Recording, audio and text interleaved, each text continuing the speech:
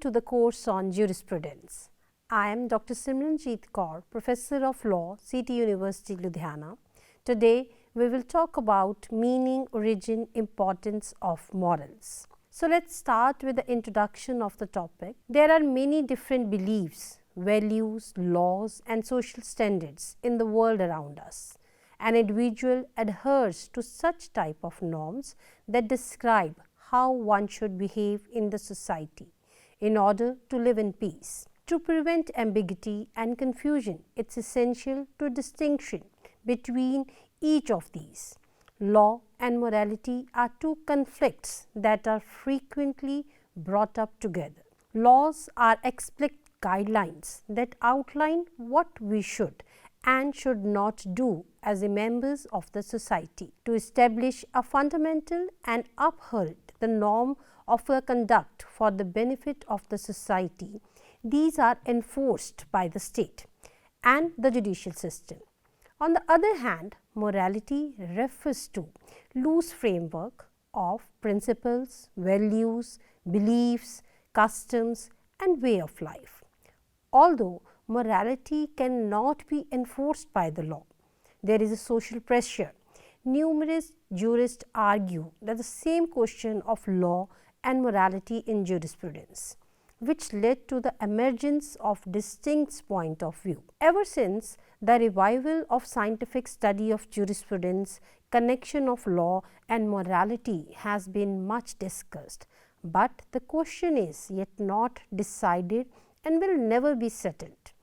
Every variety of the opinion has been entertained from the extreme doctrines settled by the Austin, but for the purposes of the jurist, law is absolutely independent of morality. The popular conception of connection between law and morality is that in some way the law exists to promote morality, to preserve those conditions which makes the moral life possible, and thus to enable men to lead sober and industrious lives. The average man regards laws as a justice systematic, systemized, and justice itself as somewhat chaotic mass of moral principles. On this view, the positive law is conceived of as a code of rules corresponding to the code of moral laws, driving into authority from the obligatory character of those moral laws and being just or unjust according as it agrees with or differs from them. Now, let us discuss what is morality. The concept of morality has evolved beyond philosophical context and norms of behavior in the workplace.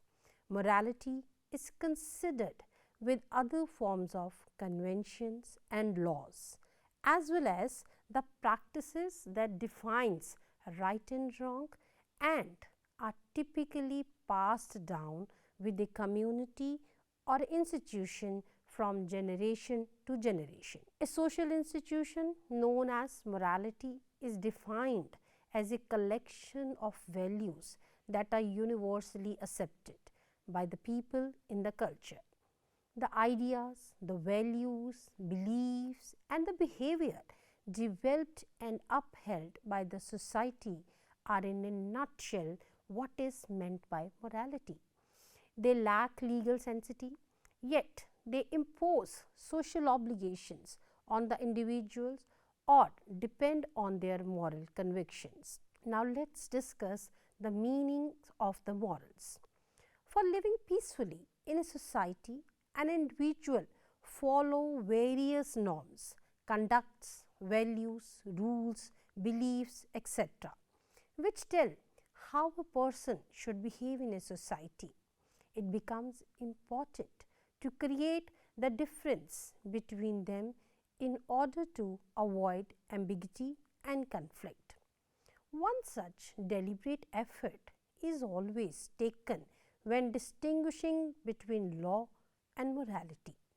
These are such concepts which on some parts seems interrelated, while in some other parts seen completely different concepts.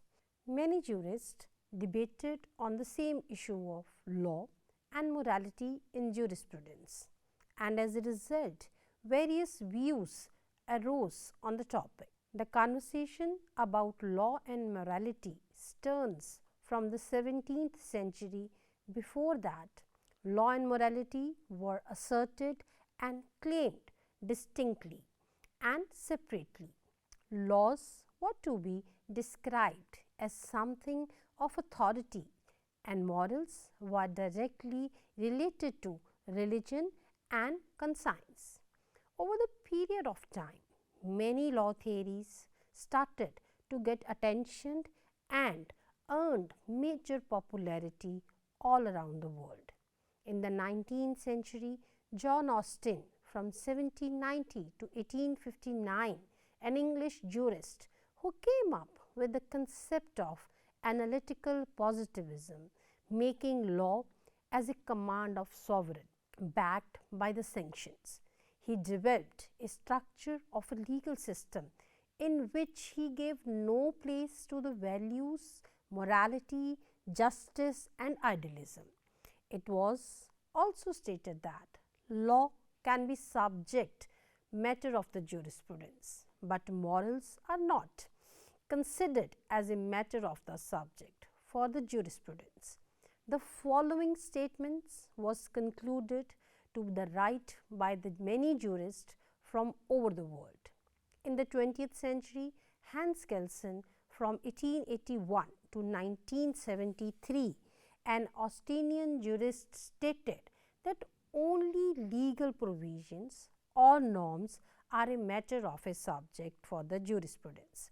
Other things were not considered essential, which also included morality when talked about the study of law. If we talk about Black's Law Dictionary, he says, morality in a simple words is the principles, values, beliefs and behavior created and carried forward by the society. They do not have legal sanctity, but bind a person to the societal obligations or are dependent upon the conscience of the individual. According to Patton, morals or ethics is a study of the supreme good. In journal, morality has been defined to include all the manner of rules, standards, principles or norms by which men regulate, guide and control their relationships with themselves and with others. Both law and morality have a common origin. In fact, morals gave rise to the laws. The state put its own sanctions behind the moral rules and enforced them. These rules were given the name law. In the words of Hott, the law of every modern state shows at 1,000 points the influence of both the accepted social morality and wider moral and ideal. Both laws and morality have a common object or an end, so far as both of them direct the action of a man in such a way as to produce maximum social and individual good. Both law and morality are beckoned by the social and external sanction. According to Bentham, legislations has the same center with the morals, but it has not the same circumference. Morality is generally the basis of law, that is illegal. Murder, theft, etc. is also immoral, but there are many immoral acts such as sexual relationship between two unmarried adults, hard-heartedness, ingratitude, etc., which are immoral but are not illegal. Similarly, there are many laws which are not based upon the morals, and some of them may be even opposed to the morals.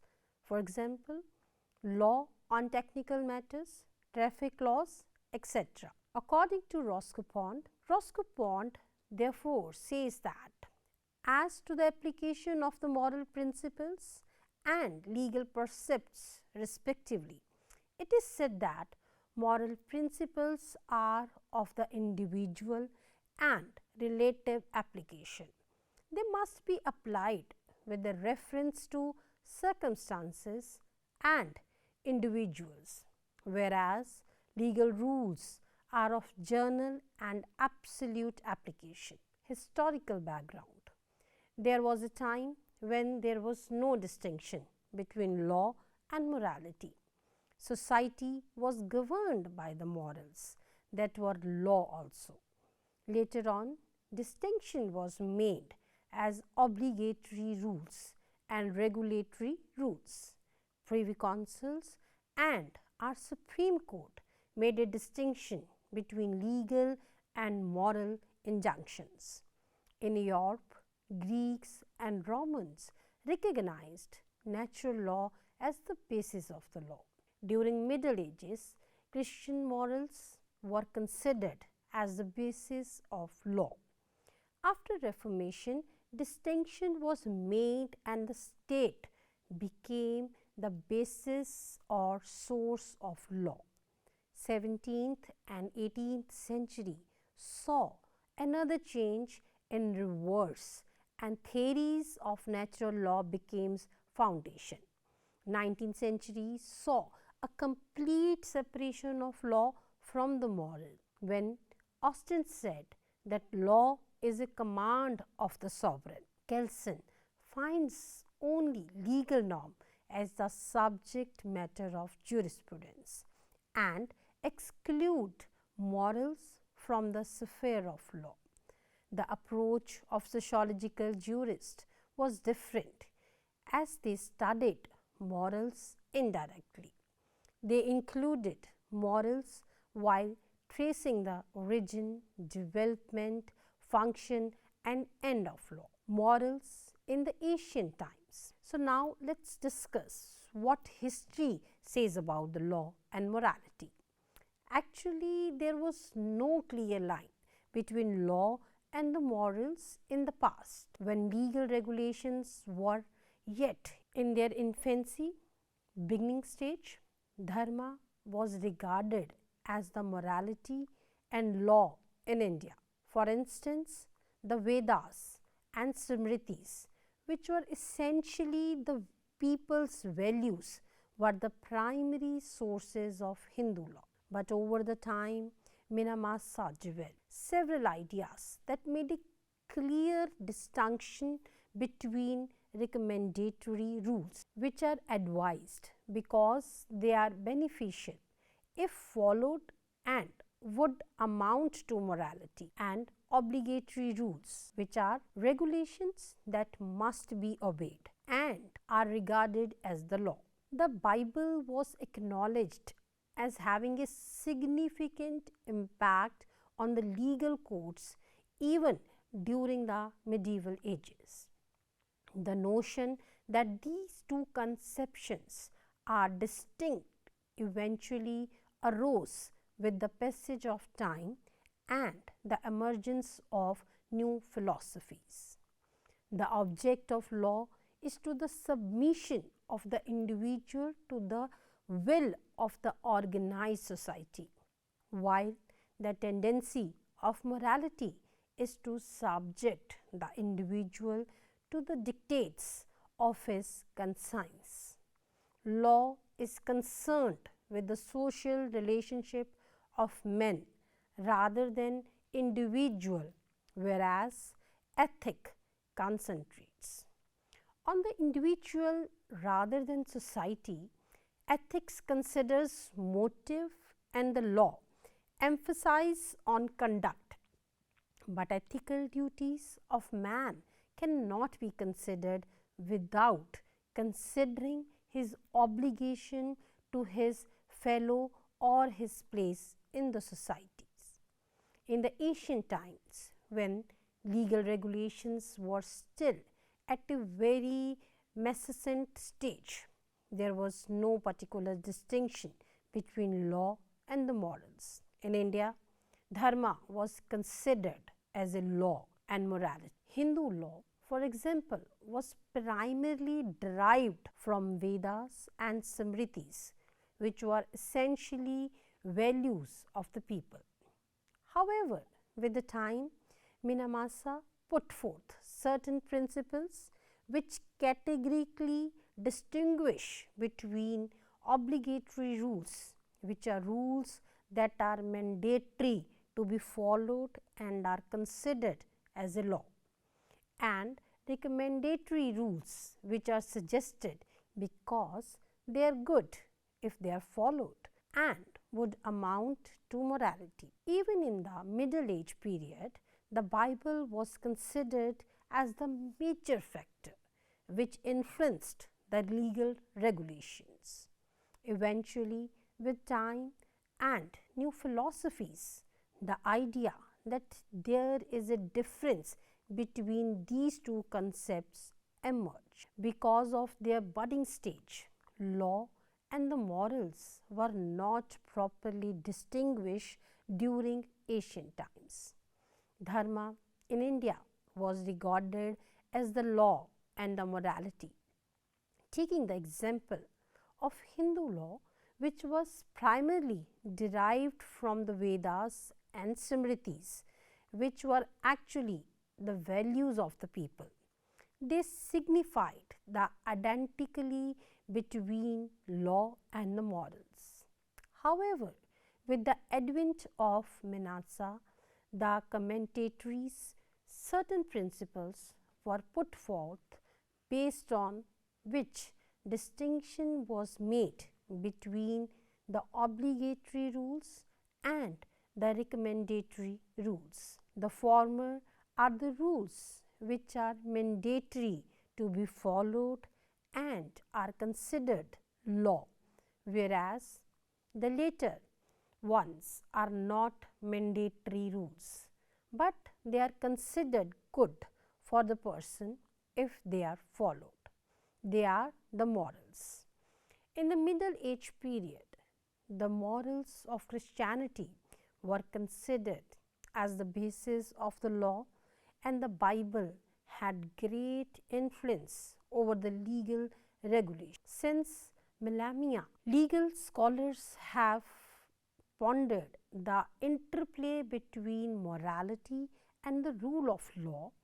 The Roman legal thought, obsessed with improving the legal system, made crucial efforts to conceptualize the independence of the law in regard to morality. If there was no clear delimitation between the two notions in the ancient Greece, the customary, the suum cuique tribute, giving everyone what they deserve, and maninum ladria, doing no damage to nobody, were the sole concepts included in the law's original percept. However, cultural circumstances make it difficult to assess and explain. Thus, no model theory is ever acknowledged as binding or as occupying constitutional status in order to understand the link between morality and law. For example, in the concept of law, Hart proposed that four formal elements of morality differentiate it from the law: significance, humanity to the purposeful modification, the nature of the moral transgressions, and the form of moral pressures.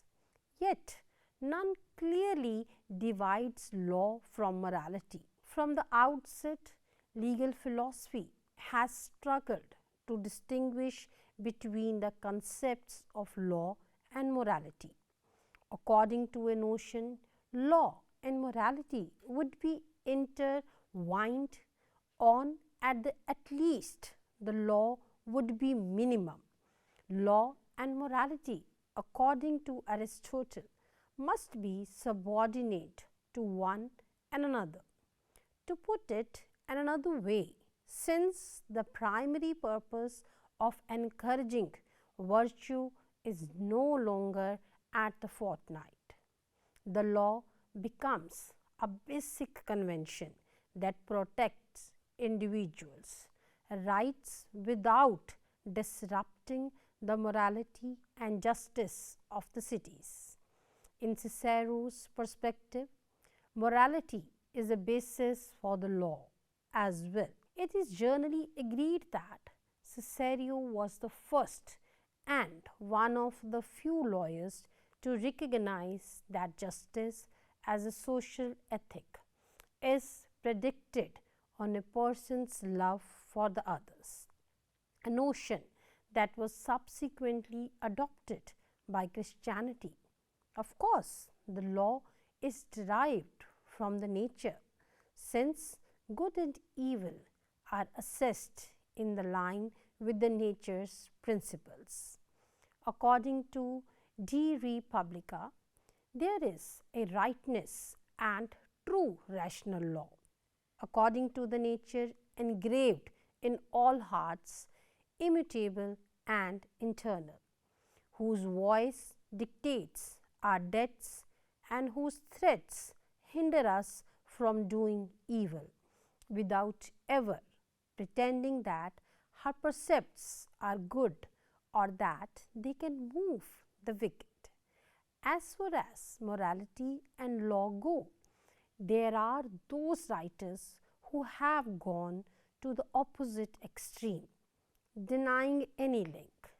Hans Kelsen believes that the study of law is purely theoretical endeavor, and that any morals or political considerations should be omitted from it. If we talk about the importance of the morals, the role of morality in law and justice.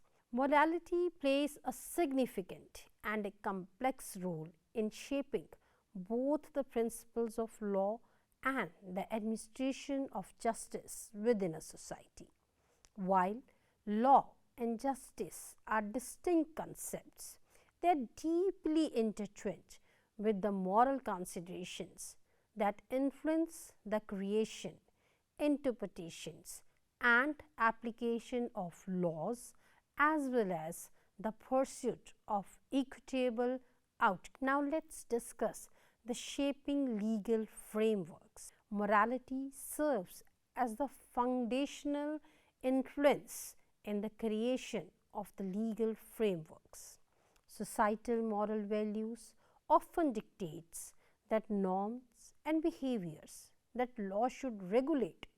Laws prohibiting actions widely considered immoral, such as theft and murder, reflect the alignment of legal norms with prevailing moral standards.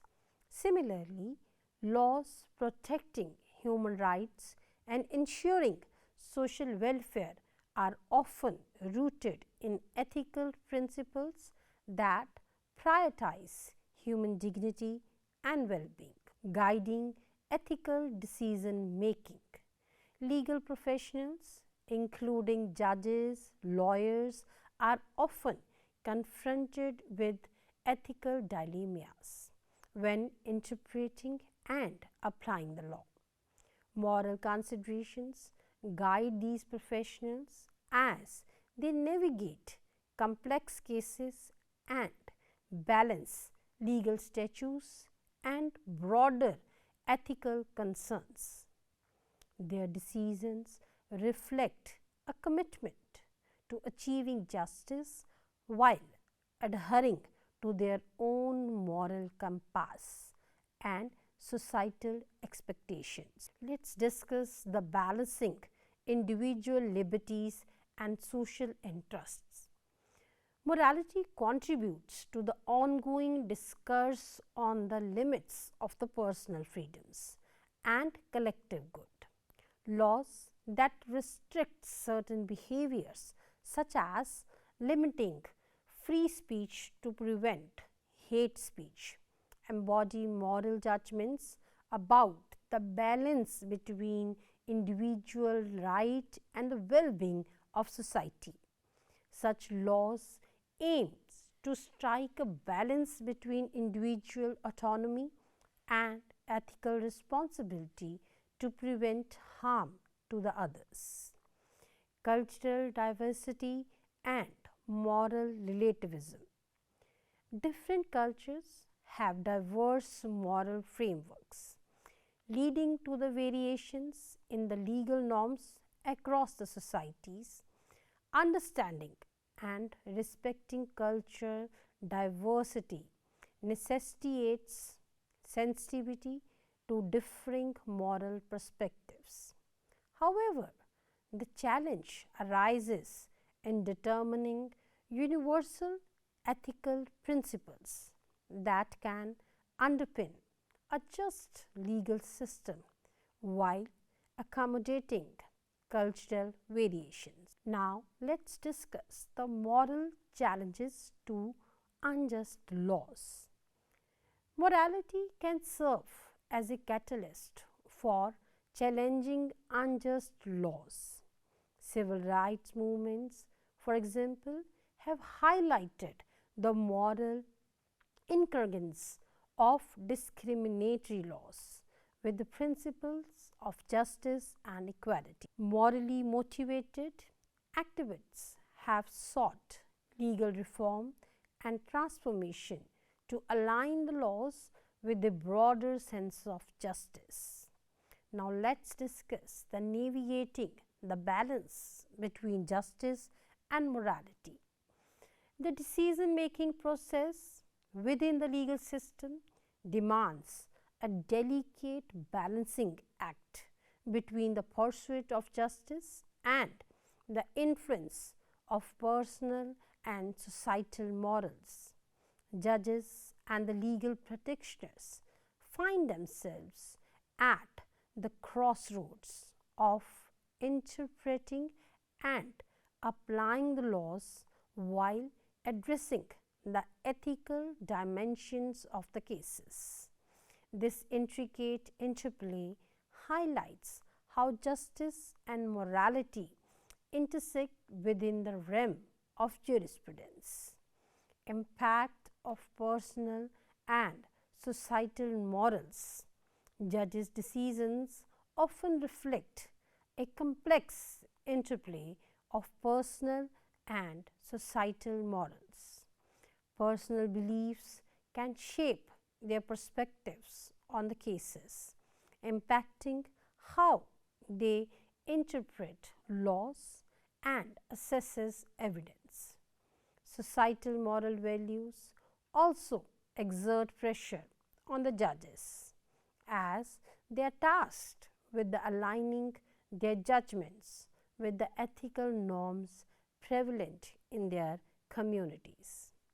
Balancing these factors while ensuring impartiality is a formidable challenge. Influence of the precedents and the landmark cases. Brown versus Board of Education in the year 1954. In the United States, the Brown versus Board of Education case marked a pivotal moment in the intersection of justice and morality. The Supreme Court's unanimous decision declared racial segregation in the public schools unconstitutional. The court recognized the separate but the equal facilities inherently violated the principle of equality, and thus the moral imperative to end racial discrimination prevailed over existing legal norms.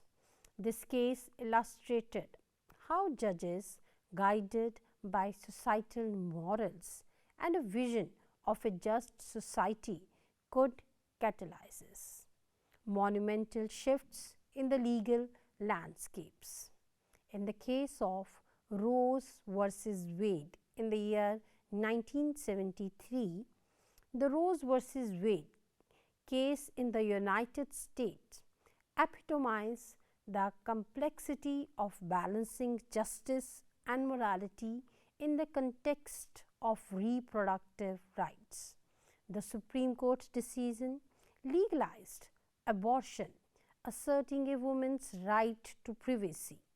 Yet, this decision also intersected with the moral and ethical debates about the sanctity of life. Judges were then asked with the interpreting the Constitution while considering individual rights and broader moral perspective. The case demonstrated how the tension between personal morals and the pursuit of justice could lead to contentious legal outcomes with the profound societal implications. Judges and the legal professionals adopt varying approaches to navigate the balance between justice and morality. Some prioritize the strict interpretation of the laws, emphasizing the role of the legislature in determining legal norms. Others adopt a more interpretive stand, acknowledging that law must evolve to address moral complexities in the contemporary society.